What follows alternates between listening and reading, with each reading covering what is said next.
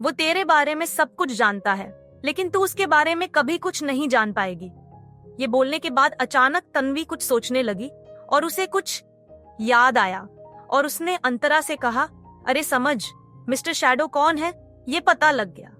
तन्वी ने अपने हाथ टेबल पर मारते हुए ये कहा। अंतरा ने सीधा बैठते हुए पूछा, कैसे? तन्वी ने कहा, तूने बताया कि कल मिस्टर शैडो ने तुझे उसकी कार का रजिस्ट्रेशन नंबर दिया था। अब आरटीओ में अपने नाम पे तो मास्क नहीं लगा सकता ना, और मेरी आरटीओ में पहचान है, चल उसकी डिटेल्स निकलवाते हैं। अंतरा ने हिचकिचाते हुए तन्वी से कहा कि लेकिन गवर्नमेंट डेटा में से हमें किसी की पर्सनल इंफॉर्मेशन कोई क्यों देगा? तन्वी ने उठते हुए कहा कि वो सब मैं देख लूंगी, चल। उसके बाद दोनों बाहर जाकर तन्वी की कार में बैठकर आरटीओ ऑफिस जाने के लिए निकले। अंतरा खामोश बैठी थी, इसलिए तन्वी ने कहा कि अब अगर मिस्टर शैडो की एक्स है तो इसके लिए तू क्या जिंदगी भर मुंह लटकाती फिरेगी? ये सुनकर अंतरा ने कहा कि ऐसा कुछ नहीं है, जब ये बात सुनी थी तब मुझे बुरा लगा था, लेकिन अब मैं ठीक हूँ। इतना बोलकर अंतरा ने कहा कि अच्छा, तुझे एक बात तो बताना भूल ही गई, कल ऋषभ मलिक ने उसके होने वाले अगले 7 शो के लिए मुझे बुक कर लिया है, और वो भी डबल पेमेंट के साथ। ये सुनकर तन्वी ने खुश होते कहा कि शाबाश मेरे चीते, ऐसे ही काम करती रह, मुझे पूरा यकीन है तू बहुत आगे जाएगी। कुछ ही देर में वो दोनों आरटीओ ऑफिस पहुंच गए। अंदर जाने के बाद तन्वी उसके पहचान वाले आरटीओ ऑफिसर को मिली। तन्वी ने उसके साथ बात करके उसे मिस्टर शैडो की कार का रजिस्ट्रेशन नंबर लिख कर दिया। उस आदमी ने तन्वी को कुछ देर इंतजार करने कहा। वो लोग ऑफिस के बाहर निकलकर इंतजार कर रहे थे। कुछ देर बाद तन्वी के फोन पर मैसेज आया, जिसे देखकर तन्वी के पैरों तले जमीन खिसक गई। उसने कहा, हे भगवान, विक्रांत ग्रोवर मिस्टर शैडो हैं। अंतरा ये नाम पहली बार सुन रही थी। उसने तन्वी से पूछा कि विक्रांत ग्रोवर कौन है, कोई फेमस आदमी है क्या? ये सुनकर तन्वी ने अंतरा से कहा कि अच्छा, तू विक्रांत ग्रोवर को नहीं जानती? वो इंडिया की सबसे महंगी talent management company starlight entertainment का मालिक है।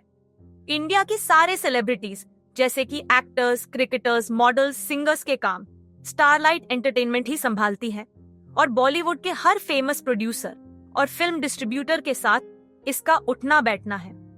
मैंने अपने फ्रेंड सर्कल में इस विक्रांत ग्रोवर के बारे में काफी बातें सुनी हैं। तन्वी की बात अंतरा ध्यान से सुन रही थी। तन्वी ने आगे कहा कि लगभग सारी फिल्म एक्ट्रेसेस और खूबसूरत मॉडल्स उसके आगे पीछे घूमती है, लेकिन वो किसी को घास नहीं डालता। उसकी उम्र लगभग 35 के आसपास है, फिर भी वो अब तक सिंगल है। अंतरा सोच में डूबी हुई थी, तब उसे एक जानी पहचानी आवाज सुनाई दी, अंतरा, तुम यहाँ क्या कर रही हो? अंतरा पीछे पलटी तो वहां पर रुद्र था। तन्वी ने रुद्र से कहा कि रुद्र आहूजा, तुम शायद भूल रहे हो कि अंतरा अब तुम्हारी बीवी नहीं रही तो ये कहा जाती है। कहा नहीं, वो सब तुम्हें बताकर नहीं जाएगी।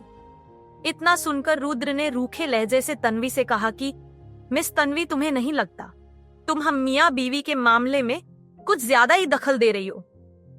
ये सुनकर अंतरा ने रुद्र से कहा कि मियाँ बीवी हो नहीं बल्कि थे, और तन्वी ठीक कह रही है। मैं अब आहूजा निवास में नहीं रहती कि मुझे कहीं जाने के लिए तुम्हारी और तुम्हारी माँ की परमिशन लेनी हो। ये बोलते ही अंतरा की नजर रुद्र के पीछे दूर से आती हुई गायत्री पर गई। अंतरा को देखते ही गायत्री की आंखों में जहर उतर आया। अंतरा भी गायत्री की आंखों में घुर रही थी। गायत्री रुद्र की तरफ देखते हुए आई और उसका हाथ थामते हुए कहा कि बेबी, जरा धीरे चला करो, मैं पीछे छूट गई थी।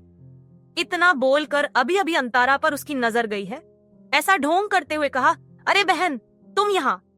वो आगे कुछ कहे उससे पहले अंतरा ने उसकी बात काटकर ताना मारते हुए कहा कि अरे कैसी बात कर रही हैं? मैं आहूजा खानदान की होने वाली बहू की बहन कैसे हो सकती हूँ? तू तो हमेशा अपने बराबर वालों से रिश्ते बनाती है ना? ये सुनकर गायत्री ने मुस्कुराते हुए कहा कि ऐसा बिल्कुल नहीं है अंतरा।